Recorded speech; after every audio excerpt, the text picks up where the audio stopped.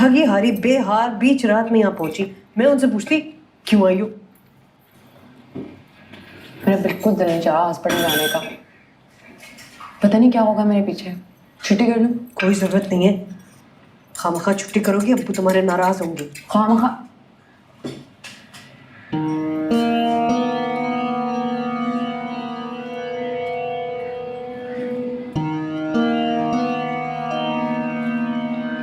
आओ आओ, नाश्ता तकरीबन तैयार ही है। नींद तो क्या आई होगी नई जगह।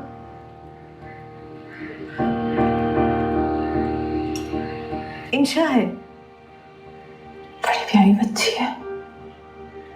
हाँ मुझ पे गई है ना, अपने बाप पे गई होती तो। जी, मीरा रात से बुखार में पड़ी हुई है। कोई बुखार की गोली मिलेगी? क्या हुआ? इसके यहाँ पे कुछ लगा हुआ है। मैं बुखार आ चोट जाता लगी हुई है सकीना के। फिर चला भी जाता है। नसीबों में बुखार है उसके। या तो मारा वारा है, कुछ हुआ है। पैदाइशी रोगी है। इंशा तुम देखो ना जरा, तुम्हारे अब्बू को पता चला तो पूरा घर अस्पताल बना देंगे। हाँ, अब्बू जी को तो पता चलता है अगर बुखार है किसी को घर में, वो तो बिस्तर से नहीं निकलने देते हम लोगों को। हाँ, सबकी छुट्टी करा देते हैं। मैं देख के आती हूँ।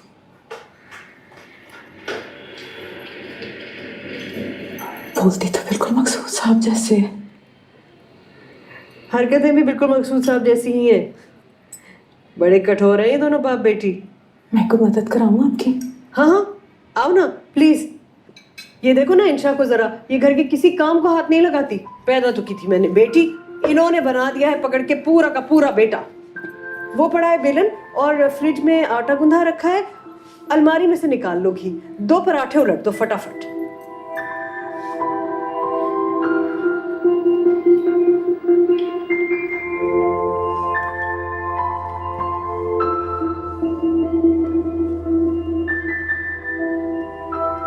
नजरें क्यों चुरा रहे हैं जी?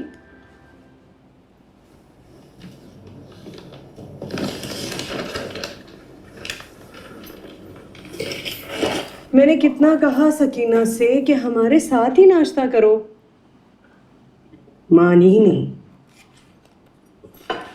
बुखार है अमीरा को अब तक। गई थी इंशा, मगर उसने तो चादर से बाहर मुंह ही नहीं निकाला।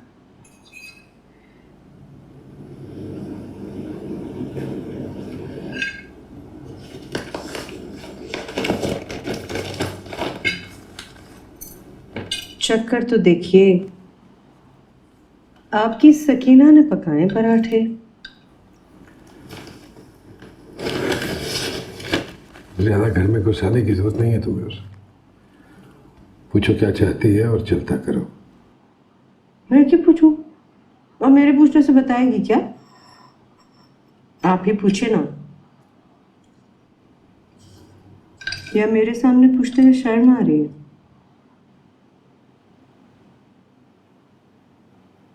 अब मेरा मैका होता तो मैं चली जाती आप दोनों को अकेला छोड़कर, मगर क्या करूं, कभी भी ना जाती। पागल नहीं हूं कि अपना खूंटा छोड़ के चली जाऊंगी।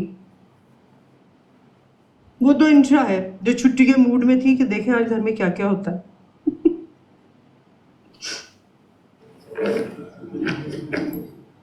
उसे क्या बताया तुमने? क्यों बताया? हाय जी, मैंने क्या बताना है? इस घर की दोनों दीवार पे लिखा है सकीना। अच्छा बकवास है। सुनो, ये रखो, कुछ खिलाओ पिलाओ उसे और चलता करो यहाँ से। भाई जी, आप तो बहुत ही कठोर हैं। जो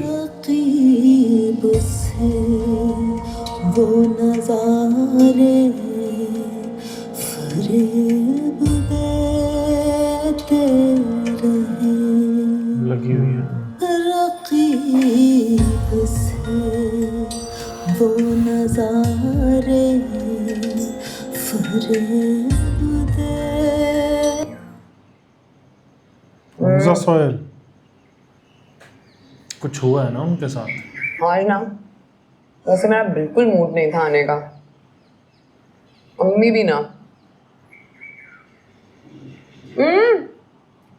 कैपिटल में लिखना था, कैपिटल। क्यों नहीं आना था आज? लोन अप्लाई करने की आखिरी डेट है आज, याद है ना? ये फॉर्म किसने भरवाना था?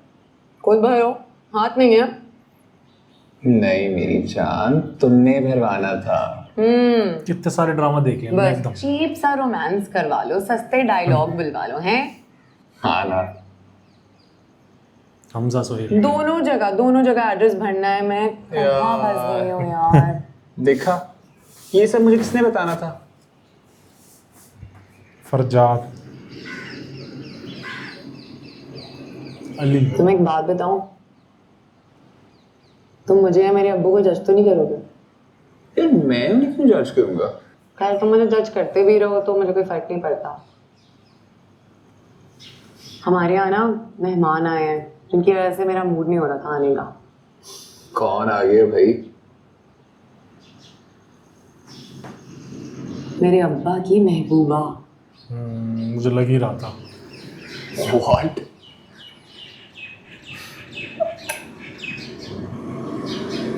Really? झटका लगा होगा और क्या। रेलगाड़ी के गुसलखानों में तो वैसे भी कितनी फिसलन होती है। जहाँ इसकी शादी वहाँ बुरा हाल हुआ। हम लोग ना एक दफा कराची जा रहे थे, आपको याद है जी? मैं पूरे पेट से थी, हालांकि मैंने तो इतनी कस की जंजीर भी पकड़ रखी थी, लेकिन बस अचानक एक झटका लगा और पैर फिसल गया। डॉक्टर कहते हैं लड़का था। मैं बच गई, वो नहीं बचा।